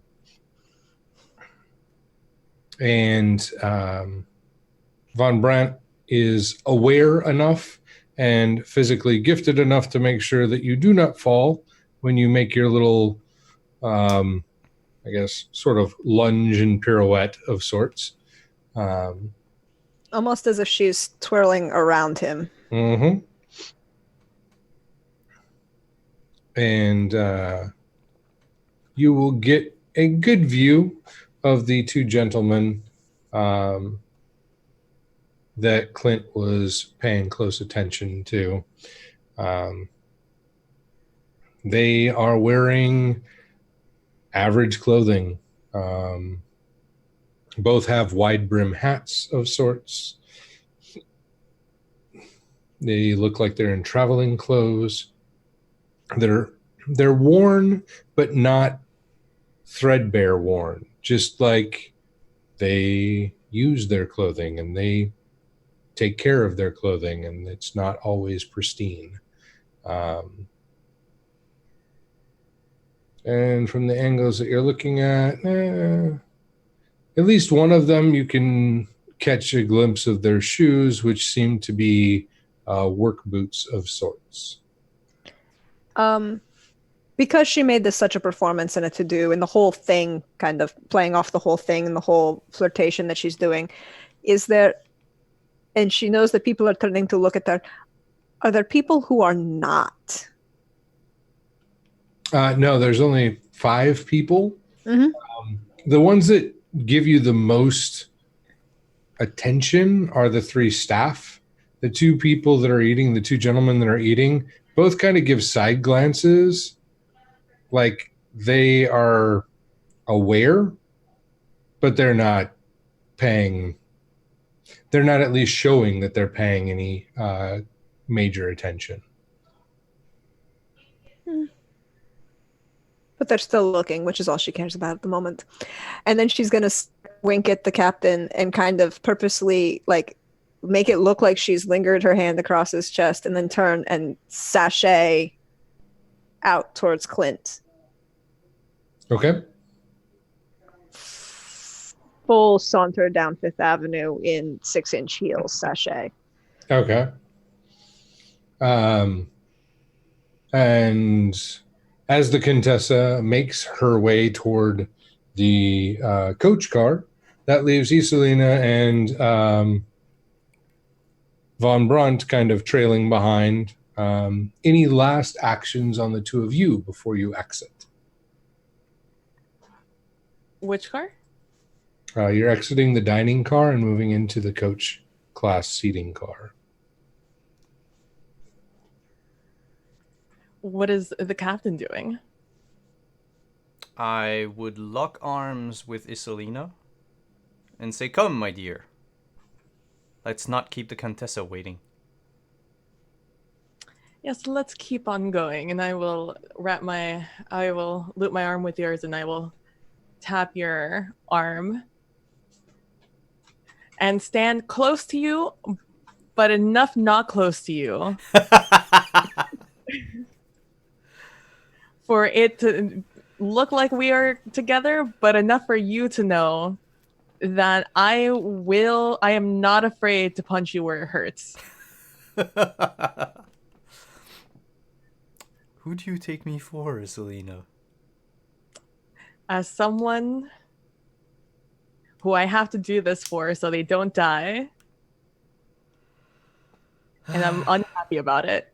But you're lucky. You're pretty. Otherwise, oh my gosh.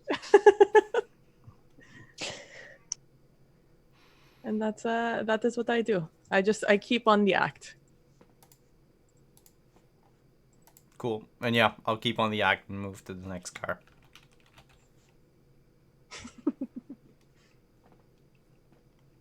So, Clint, you and Lady Graven make your way into the coach class seating car. Pretty standard. The families with children. There are no other signs of people outside of the families with children here in this car currently. The children are kind of playing amongst the chairs since this train is only, I don't know, about a third full at most.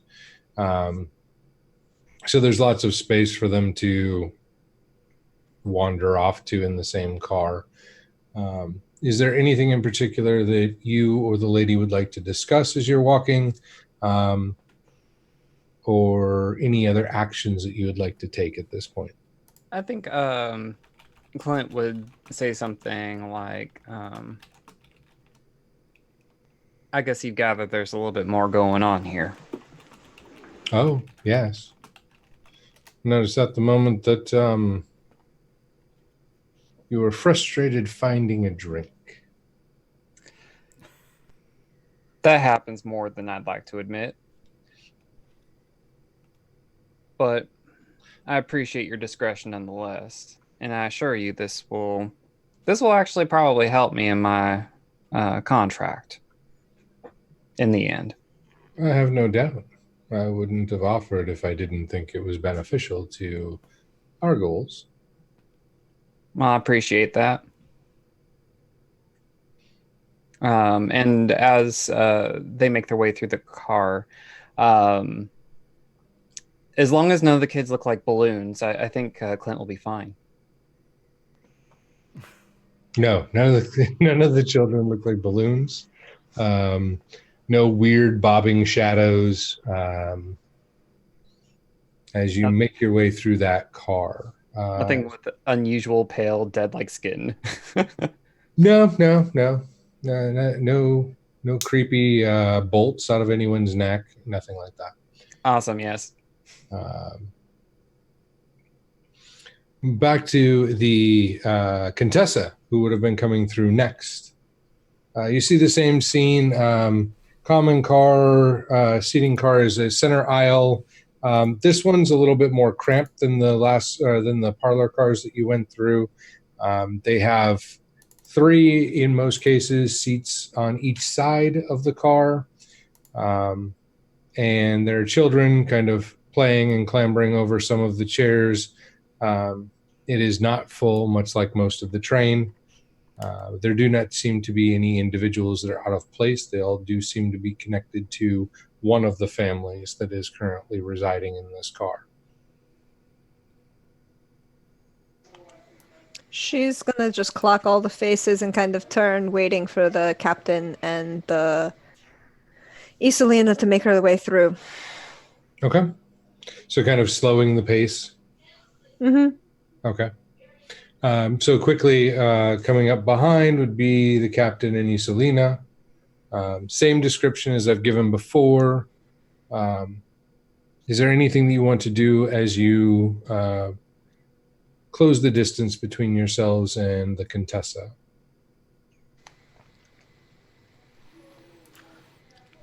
I feel like the captain must sort of feel the awkwardness coming out of Isolina, and I don't think he would want to keep the charade up any longer than he needs to. I'm not that oblivious to what's happening. Okay. Even though he enjoys it in a way to just embarrass her in front of everyone, he doesn't want to torture her either.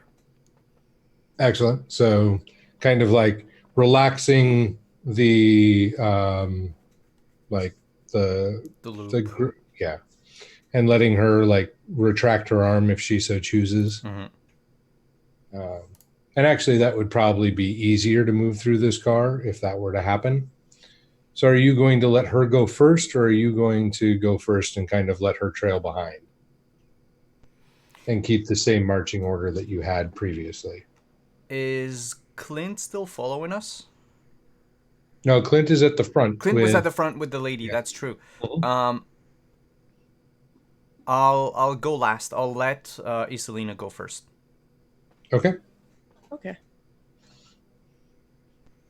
So, and yes. I was just going to say, as Isolina comes up, the Contessa's just going to wait for her and just kind of like do that girlfriend lock arms as you're walking and go, kind of turn to her and in Spanish say, "I'm very impressed, darling. I give it a 9 out of 10 for theatrical effort." I appreciate it. It is not my first time having to lock arms with a man. No, it worked very well. Very good. But I'm sure you'll be happy to get back to your charming life in a little bit. So let's do this. Let's go back. So many things to do. So many things, so many plans, but let's get done with this one first, and like you said, and then we shall go on and enjoy something somewhere else. Excellent. So you'll make your way through that car to the coach sleeping car, which is the bunks with the foot lockers between them that you saw once before. This is where the captain's original ticket had him. Nothing out of the ordinary. There are a couple people actually sleeping, like napping in the afternoon. Clint, we'll start back with you at the front. Anything here that you would like to do outside of just keeping your heightened awareness? Yeah, if everything seems normal, Clint will maintain his pace with the Lady Graven. Okay. Everything does seem normal. There doesn't seem to be anything majorly out of place.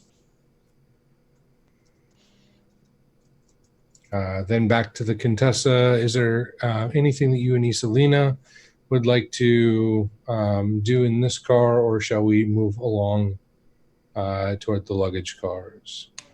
No, I'm always looking, always being perceptive. Yeah. Of course. Always keeping an eye out.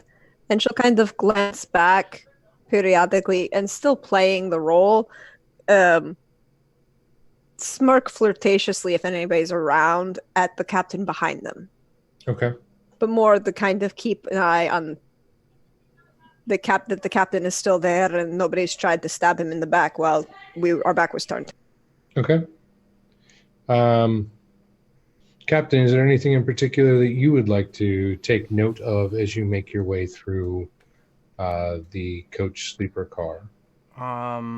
Not necessarily, but the Contessa would notice when she looks back over her shoulder that Von Brandt's hand hovers closer to his pistol now that he's alone in the back without anyone right next to him. He's still charmingly handsome, but he's also a bit more wary of what's going on around him. He isn't as focused on the fake flirtations as he was earlier. Would you say that he's bordering on hypervigilant at this point? I think so, yeah. Would you like to play a card to reflect that? I would. I would play a Joker. All right. So I see through everything. The Joker is a plus 15. And so that's your perception is a base 4, so that's a 19. One of the things that you're going to note as you go by is you're pretty sure that one of the people that's napping in here is napping in the bed that you were assigned to.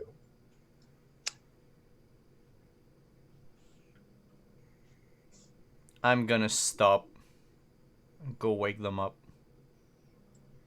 Hand close to my pistol. Okay. They do not rouse. Sir? Oh no. I put 2 of my fingers on their neck, try to feel for a pulse. There is no pulse. I'll just whistle to the group. Friends? And the Contessa just kind of turns, look at where he is, look at his face, looks at Isolina and says, well, there's another one like Signore Marcos. And then she'd turn it in English, go back over her shoulder and say, Signore Smolder, I need your help. I've managed to get my shoe stuck in this grate. At that, Clint will turn around quickly, drop the Lady Grovin's arm, and pull out one of his guns and start moving forward with purpose. Okay. Do you move past the Contessa and Isolina to where the captain is? I would look at their body language to determine what they were actually calling me for. Contessa, the minute you're in there, she's gonna slide herself to the side and nod towards the captain. And then she's just gonna look at Isolina and see which way Isolina's gonna go. Is she gonna get out of the way, or is she gonna go look at the dead body?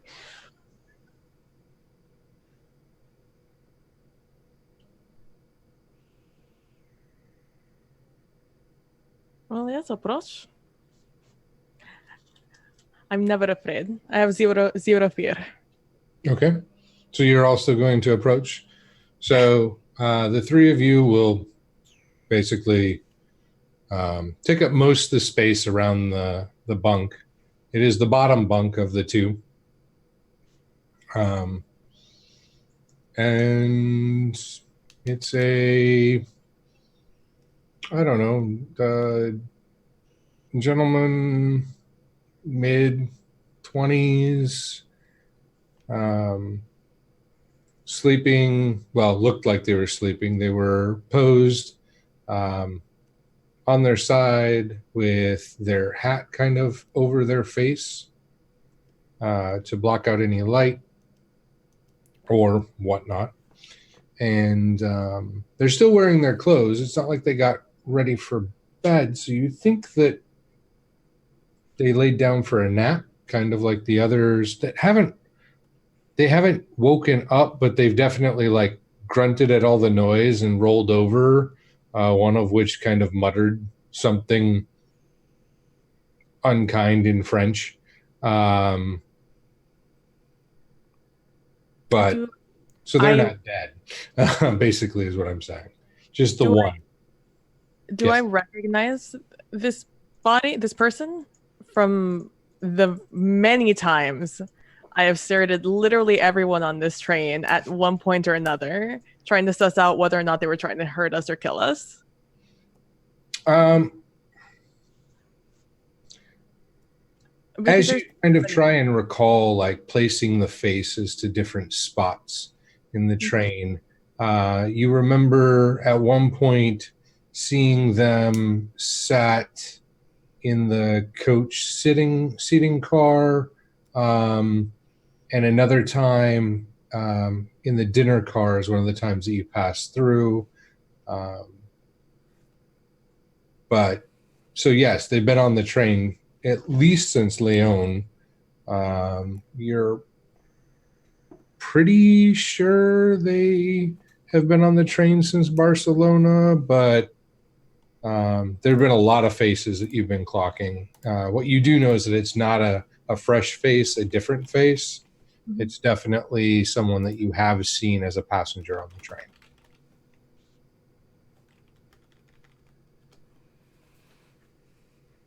Okay, well, this poor soul has been here for a while.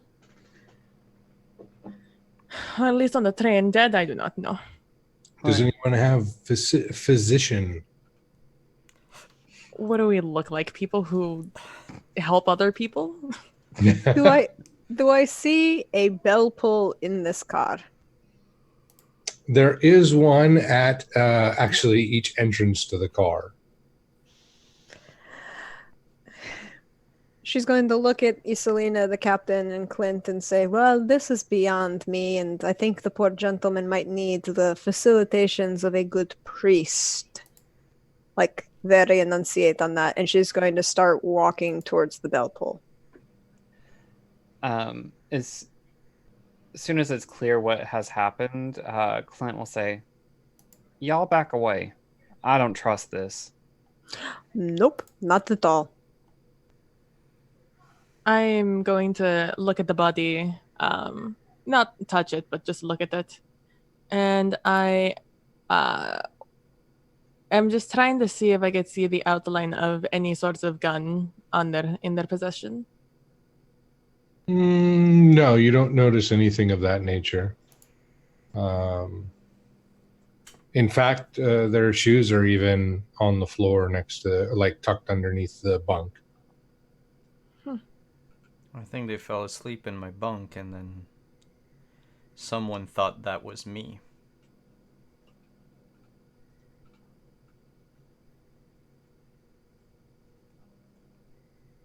I'm worried it's another trap. Well, Yeah. at least now we're aware they might be trying to trap us. And as I say that, I will remove the blanket from the person. Were they covered in a blanket? They were. Aha! You will find that they are fully clothed. With your perception, you're going to notice that there are some things off about the skin tone. And you don't see any major wounds, but you do notice that there is on the body, but you do notice that there is a drop of blood on the sheet near the side of the bed that you're standing on. And from the, I guess, angle of the blood drop, it's as though whatever it was that was moving away was moving toward you. So if they had been, I don't know, whatever it was that was bleeding was moving off the bed and towards where you stand as it bled. So something bled on that person. That's not the blood from the dead body, is it? Well, you, without like looking, actually physically touching and looking at the body, you can't tell, but it is possible. It's only one blood drop. It could have been off of a sharp instrument, like one of the deadly pins that the Contessa carries. As it was pulled away, it wouldn't have left a large tear in any sort of clothing, or maybe it was underneath the jacket and the jacket was put back on them. Can I look under the bed? Of course. Is there enough room for me to crawl under the bed?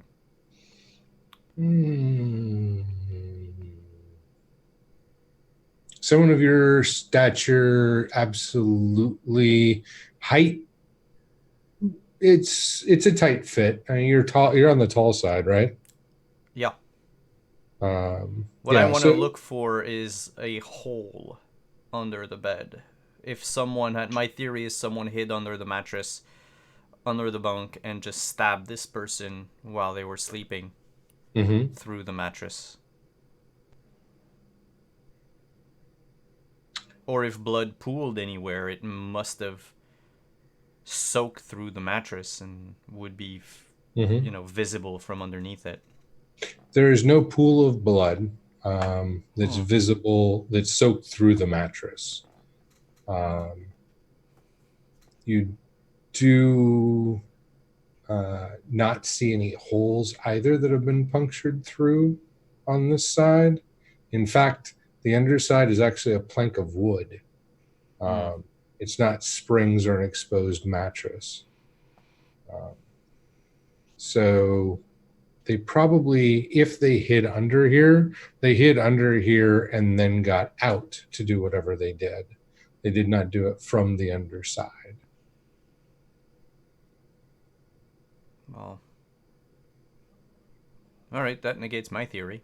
I say as I get out from under the bed. What is Lady Grovin doing? She's actually watching from where you left her and checking her watch. Clint keeps aim on the corpse and backs away slowly to Lady Grovin. So, what do you make of it? I have no idea what this accent is. I don't see anything magical about it. But a poor soul seems to have lost their life, and that is always unfortunate. You may notice that we're keeping the captain close. Yes. I don't think there's much more we could do here. And I say that loudly enough for everyone else to hear. And on that note, we are going to wrap up this session before we get into anything else exciting, as we are coming up on 11 o'clock here shortly. Thank you all for joining us for another episode of Adventures in Castle Falkenstein. Take us away to our outros, Simon. All right. Well, thank you everyone for playing. Thank you, Chris, for hosting. Thank you all of you for watching, either on the VOD on YouTube or live here tonight. Thank you to all of you who hung out in chat. Thank you for the donations. It's always appreciated, for the follows and the subs. Always greatly appreciated here. And I hope you all had fun. I know I did. I am Simon at Wandering DM. Hi, this is my channel. We stream here on Tuesdays, Fridays, and Saturdays. Tuesday nights at 8 p.m. we play Dark Matter, D&D in Space. We are now in our 3rd season. On Fridays, it's Castle Falkenstein, what you've just witnessed here tonight. This is our 2nd season of Castle Falkenstein. If you want to catch up on what happened during the 1st season, the first story with the lady detectives, that's all up on YouTube at the moment. And tomorrow afternoon at 1 p.m. Eastern, we play Vampire the Masquerade, where we are a jolly band of vampire dads trying to raise their vampire children in the mean streets of New York.